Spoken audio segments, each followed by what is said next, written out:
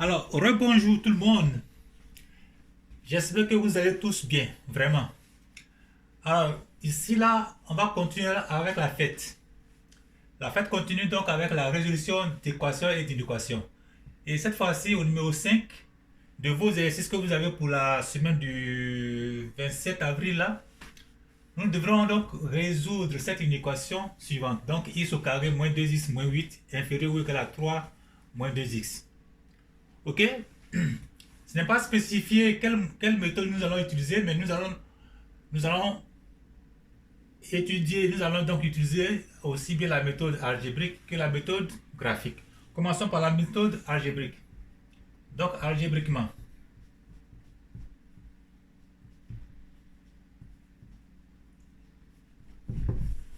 Ok? Algébriquement, on a alors.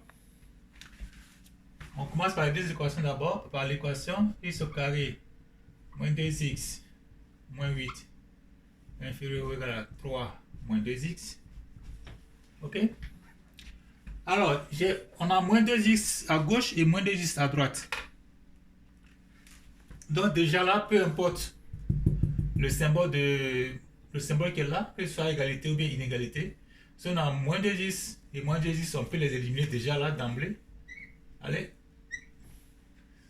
Parce que si on veut se débarrasser de 2x là, que ce soit à gauche ou à droite, il suffit d'ajouter donc plus 2x à gauche et plus 2x à droite. Donc, 2x moins 2x, ça s'élimine, 2x moins 2x, ça s'élimine sans que le plus là affecte le sens de ce symbole là. Ok? Donc, on peut éliminer directement comme ça sans même ajouter quoi que ce soit. Ok? Ça marche. Alors, après avoir éliminé le 2x, moins 2x à gauche et à droite, il nous reste alors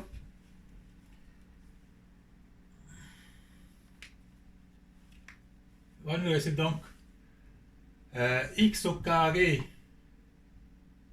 moins 8 et le 3 qui est là, le 3 qui est à droite à sa vie, ça fait moins 3. Donc le tout inférieur ou égal à 0. Ça fait donc x au carré moins 11 inférieur ou égal à 0. Ok? Ok? Ou alors 11. Bon, d'accord, on peut continuer comme ça. Le 11 là, on peut l'écrire comme racine carrée de 11 au carré. Donc ça, c'est la même chose comme x au carré moins racine de 11 au carré. Ok? D'accord? Et donc là, c'est la somme. Ça, c'est la différence de deux carrés qu'on écrit alors sous la forme factorisée comme étant x moins radical de 11 facteur de x plus radical de 11. Ok? Et tout ça inférieur à 0. Ok? Alors, on se souvient de l'exercice précédent là, ce que nous avions résolu sous la forme de signes de tableau de signes là. Donc, on va appliquer la même chose ici, la même méthode dans les tableaux de signes. Hein? Ça va être ça. Alors, on veut utiliser ça comme une fonction dont le signe, on veut que le signe soit inférieur à 0. Ok, on veut savoir le signe. Quelles sont les valeurs de x pour lesquelles ce produit-là devient alors inférieur ou égal à 0? Alright? Donc, c'est ce qu'on va voir. On va juste utiliser le tableau de signes ici.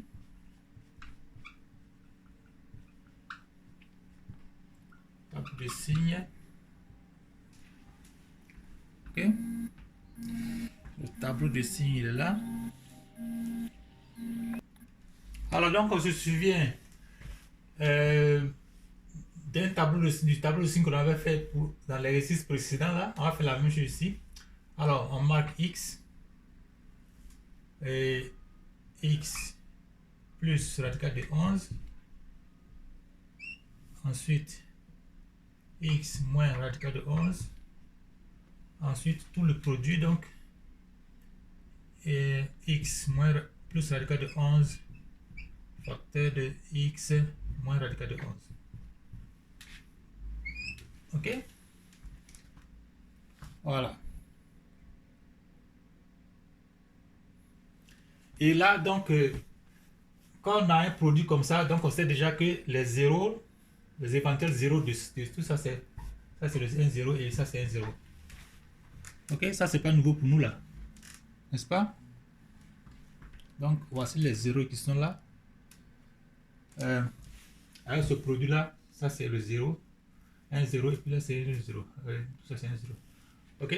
Alors, donc, ces zéros-là, on les marque aussi dans le tableau. On les écrit dans le tableau de sorte que ce soit clair. Donc, les deux zéros, le 0 ici, c'est moins radical de 11. Et puis, le 0 dans ça, c'est radical de 11. Ok? Comme ça. Et là, on trace le trait comme ça. Et donc, on met le 0 de x plus radical de 11, c'est moins radical de 11. Donc, on met un rond comme ça. Le 0 de x moins radical de 11, c'est radical de 11. Donc, on le met ici. Ok? Et donc, les deux sont les zéros donc, de ce produit-là. Les deux donc, sont 0 de cela. Donc, on met 0 et 0. Alors, pour les valeurs de x qui sont inférieures à moins radical de 11, cette somme-là sera quoi? Cette somme sera négative. Et donc, le contraire sera positif. Pour les valeurs de x qui sont inférieures à radical de 11, on a donc cette différence-là sera toujours négative. Donc, on a un négatif comme ça. Et le contraire, pour les valeurs de x qui sont plus que radical de 11, cette différence-là sera positive. Donc, on a positif ici. Et donc, de même qu'on a ce produit-là, maintenant, ce facteur multiplié par ce facteur, on fait aussi la multiplication des signes. Donc ici, on aura moins fois moins, ça fait donc plus. Plus fois moins, ça fait moins. Et plus fois plus, ça fait plus. Ok? Alors, on est intéressé à trouver les valeurs de x pour lesquelles on a cette équation, cette inégalité. Inférieure ou égale. Ok? Alors, donc, ici, là, le signe de ce produit-là, le même produit qui est là, ça, c'est le même qui est là. Ok? Et donc, ce produit-là,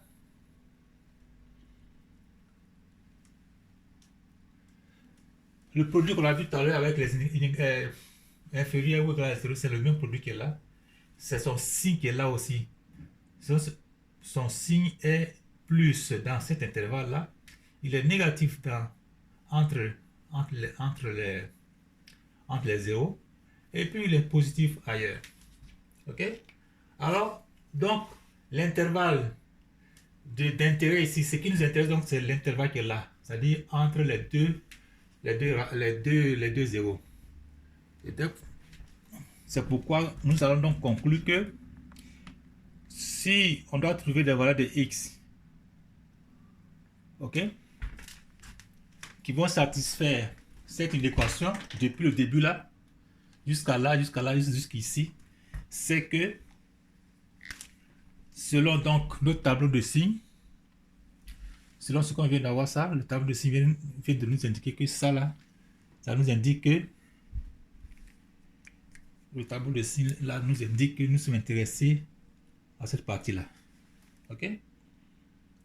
Alors donc c'est ce qu'on écrit ici, on va conclure que donc ça là, ça veut dire que notre ensemble de solutions est tel que l'ensemble de tous les x appartenant à R, ok, tel que le x est compris entre moins radical de 11 et radical de 11. Comme c'est bien marqué là. N'est-ce pas? Comme c'est bien marqué là. Alors donc on remplit ici. C'est donc l'ensemble de tous les nombres réels tels que ces nombres-là sont compris entre moins radical de 11 et radical de 11.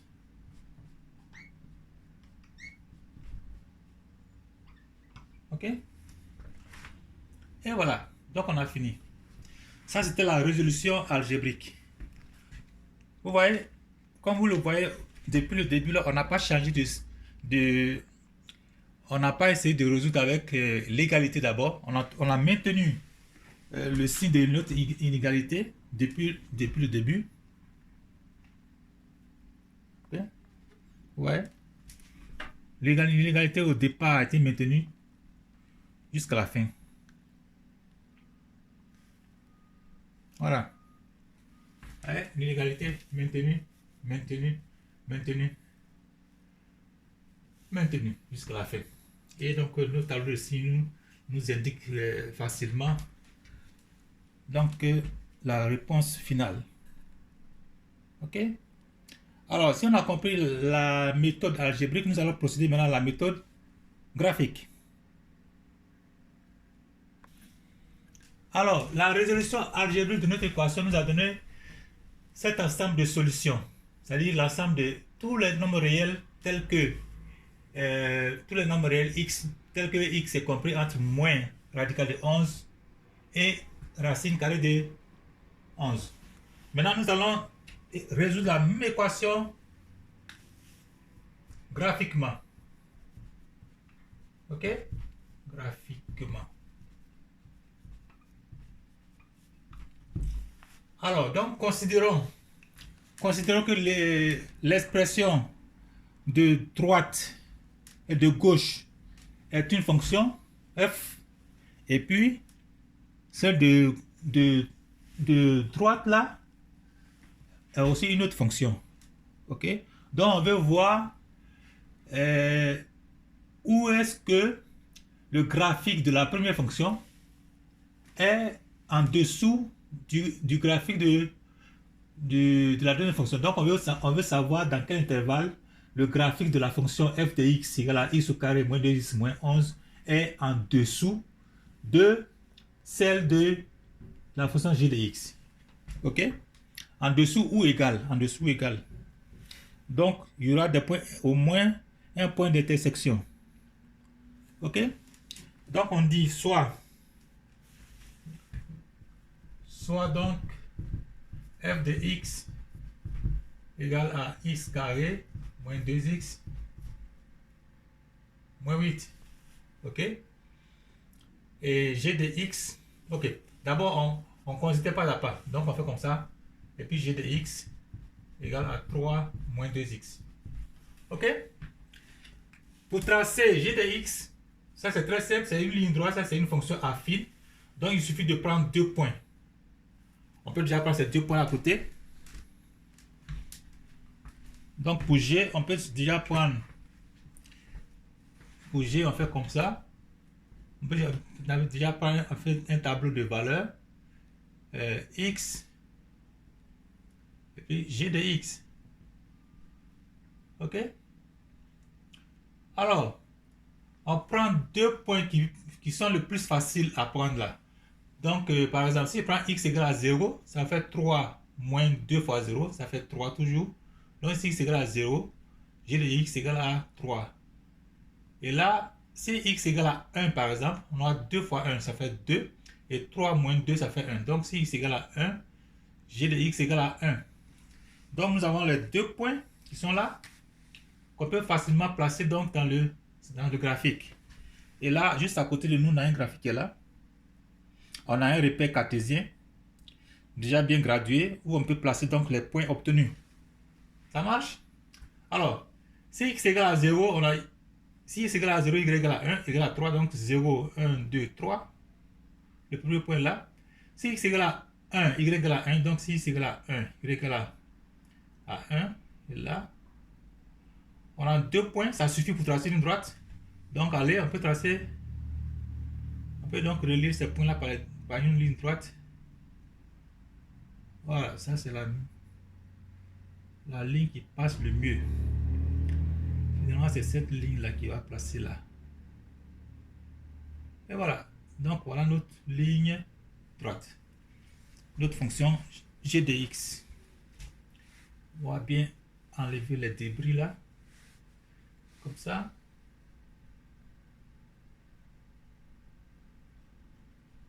Voilà. Donc nous avons obtenu donc le graphique, la représentation graphique de la fonction g de x égale à, et là on écrit donc le nom à côté. Ça c'est la fonction g de x qui est égale à 3 moins 2x. Ça marche? Ok, ça c'est la fonction g de x. Ok. Ok. Alors maintenant nous allons chercher maintenant à représenter graphiquement la fonction f de x. Ok.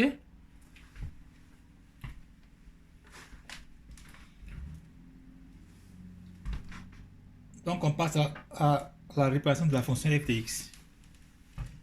Alors on sait que f de x, je le réécris là, f de x donc c'est une fonction quadratique, f de x égale à x carré moins 2x moins 8. Et vous vous souvenez là par rapport aux leçons passées, qu'est-ce qu'on a dit? C'est de quoi est-ce qu'on a besoin pour pouvoir tracer aussi facilement que possible une fonction quadratique? On a besoin de savoir les zéros de la fonction, le sommet de la fonction, et donc partant du sommet aussi, on obtient quoi? L'axe de symétrie. Avec ces trois points-là, avec ces trois données, on peut facilement donc faire une bonne esquisse du graphique d'une fonction quadratique. Alors, donc allons-y.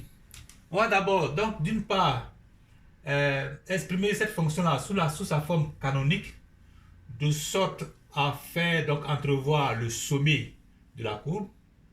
Ensuite, sous sa forme factorisée, ce qui laisse aussi entrevoir donc les zéros de cette fonction. Ça marche? Alors, allons-y. Ça déjà, on va transformer ça on va utiliser donc la complétion du carré pour pouvoir transformer ça en forme canonique. On sait que ça, x moins 2x, c'est une partie d'un carré parfait. Ok? Un carré parfait, on va le voir ce carré parfait à côté ici. Ça vient de x moins 1 au carré. Parce que ça, son développement, c'est x au carré moins 2x plus 1. Ok? Donc là, on remarque, voici ces deux là qui sont là. Ces deux premiers termes là, les voici ici. Ok? Et donc on complète donc, on fait donc une correction de carré ici, on réécrit tout ça comme étant, ce qui est là c'est donc x au carré moins 2x. Là on complète maintenant le carré, plus 1, moins 1, et puis on a un autre 8 qui est là, donc moins 8. Ok? Du coup, ça nous donne un carré parfait. Donc on a maintenant, donc on obtient maintenant que, on obtient alors que x moins 1 au carré, et ce qui est là, ça fait moins 9, moins 9. Ok? Et 9 c'est quoi? Le 9 aussi c'est un carré parfait. Donc ça fait, donc on réécrit ça, x moins 1 au carré, moins 3 au carré. Ok? Donc là déjà on a une forme canonique, ce qu'on cherchait. Et maintenant, puisqu'on a maintenant une différence de deux carrés, on peut écrire ça aussi sous la forme factorisée. On peut factoriser pour avoir une forme factorisée. Ok? Alors, la différence de carré, ça nous donne donc une forme factorisée. Ça devient x moins 1 moins 3 facteur de x moins 1 plus 3. Ok? On donne donc x moins 1 plus 3.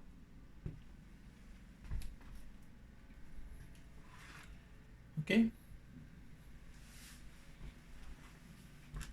Alors, on simplifie. Et puis on a notre expression finale. Forme factorisée finale, donc ça fait x moins 4 facteur de x plus 2. Alors donc notre fonction notre f de x est maintenant sous la forme factorisée aussi, et là c'est sous la forme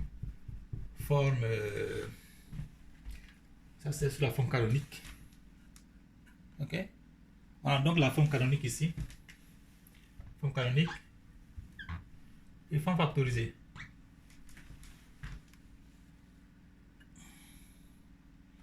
Et forme factorisée en bas là. Donc maintenant on peut faire une esquisse appropriée de cette fonction là dans le graphique. Ok, d'abord on va commencer par marquer les zéros de la fonction, parce que ça nous indique que ça c'est un 0, x, ça c'est les 0, donc ça c'est un 0. Donc il met 0 ici, et là aussi c'est un 0. 0.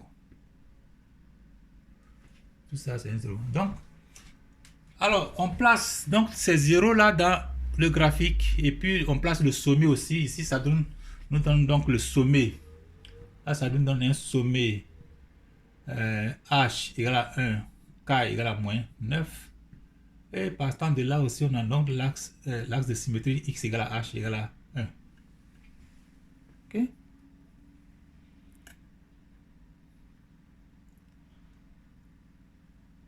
Ok. Alors, donc, on revient sur le graphique. Là, on place les points rapidement. Et puis, on va faire ça va nous donner une belle esquisse là, du graphique. Ok, on va prendre une autre couleur. Alors, d'abord le sommet. 1 à moins 9. Là, c'est 1. Là, c'est 1. C'est 1 aussi. 2, 3, 4, 5. Donc 1, 2, 3, 4, 5, 6, 7, 8, 9. On a moins 9 ici, moins 9. Donc de 1 à moins 9, on fait comme ça. À ce point-là, c'est le sommet. Ensuite, est-ce que tout est sorti? Oui. Donc le premier point, là c'est le sommet qui a pour coordonnées 1 et moins 9. Ensuite, les 0, on a x égale à 4. X, 1 des 0 c'est x égale à 4. 1, 2, 3, 4. Là c'est un 0 ici. Et puis l'autre 0 c'est x égale à moins 2. Ici c'est x égale à ça, donc x égale à moins 2. Donc ça fait moins 1, moins 2. Ok? Et l'axe de symétrie, là je le marque bien. C'est toujours x égale à 1. Là je vais le marquer en autre couleur. Est-ce qu'il y a la couleur ici?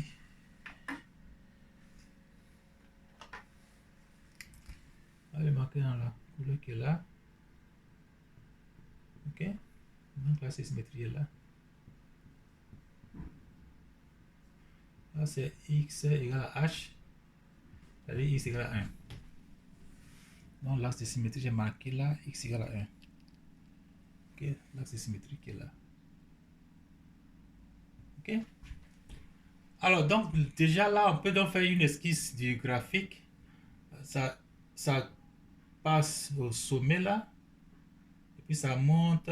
Ça va traverser un 0 ici. Comme ça. Un 0. Et puis le 0 ici. Et en plus, pour être encore plus exact, on peut trouver donc l'ordonnée à l'origine, c'est-à-dire où la courbe là coupe l'axe des ordonnées. Ok?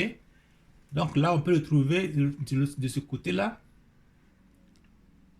On peut le trouver là. Par exemple, dans la forme canonique, si x égale à 0, parce que c'est ce qu'on veut obtenir là. Si x égale à 0, on a 0 moins 1, ça fait 1. 1 au carré, ça fait 1. 1 moins 9, ça fait 8. Ça fait moins 8. Ok, donc, lorsque x égale à 0, on a notre ordonnée à l'origine qui est égale à moins 8. Donc, ça coupe ici. Ça quitte là-bas comme ça. Et ça coupe là. Et puis, ça vient au sommet. Ok, donc c'est comme ça. Alors, on a notre esquisse comme ça. L'autre aussi comme ça.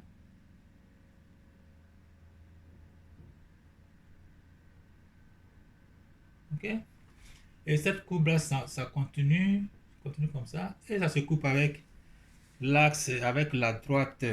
Ça continue donc vers là-haut là. Et puis ça se coupe avec g de x à ce point là. Ok? Alors, nous avons deux points d'intersection. Un premier point d'intersection ici. Je vais prendre une autre couleur. Est-ce qu'il y a le rouge quelque part? Donc, on a ce point d'intersection qui a donc pour son abscisse, qui va avoir donc son abscisse, l'abscisse ici, quelque part. Et l'autre aussi, son abscisse sera quelque part ici. Ok? Donc, on a x1 et puis ici x2.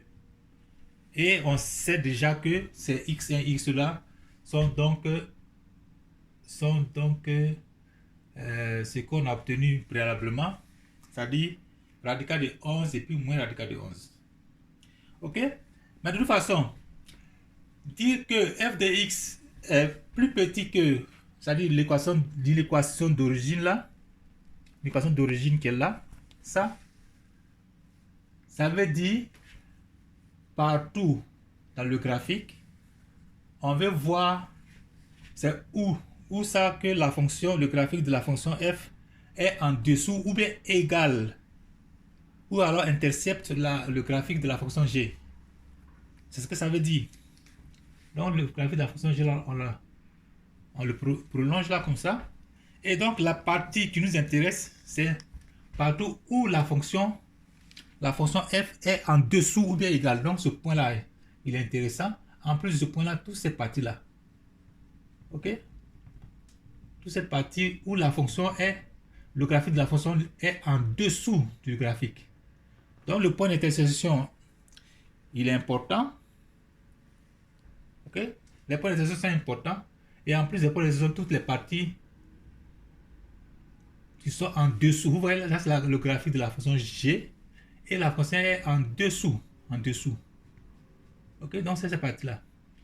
Alors pour cette partie-là, donc ça correspond aux valeurs de x qui sont compris entre l'abscisse des points d'intersection x1 et x2.